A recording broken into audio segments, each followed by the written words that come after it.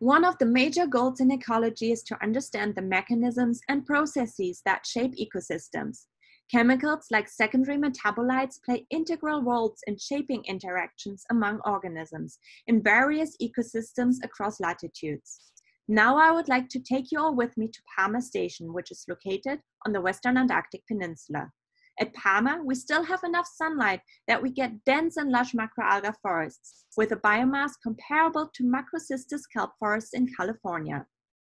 This means that we have big brown canopy-forming seaweeds that most often drape over the seafloor, and underneath and between those, we have an understory cover of bladed and finely branched red seaweeds.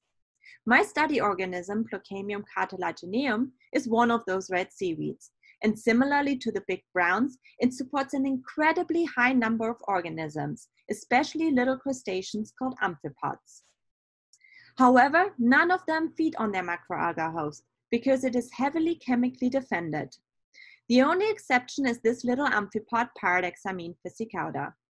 Different Plocamium individuals also produce different mixtures of their defensive chemicals called chemogroups, which are indicated here by different colors.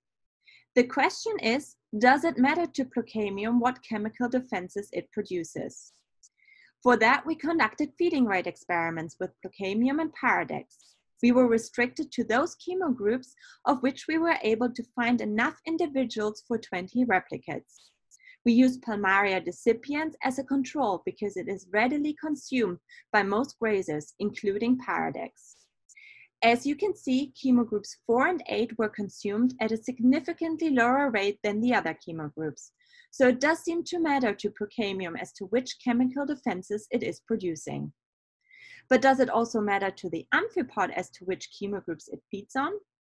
We used the same chemogroups again and kept the grazers in little hotels for several weeks. As you can see, their growth rate did not vary all that much between treatments. Especially chemogroups 4 and 8 are interesting because these are the chemogroups Paradex fed a lot slower on, but they do not impact the amphipod's growth rate. Whether or not their fitness in terms of reproductive output is impacted will be determined once we analyze the data we have for gravid females. Overall, it does seem to matter to Plocamium which chemical defense it produces, but not to the specialized grazers to which chemical defense it feeds on when it comes to its growth. These findings contribute towards the broader understanding of Plocamium's success in being widespread and abundant in Antarctica's macroalga forests, and help us understand the role of secondary metabolites in shaping marine ecosystems. Thank you to everyone who's made this research possible.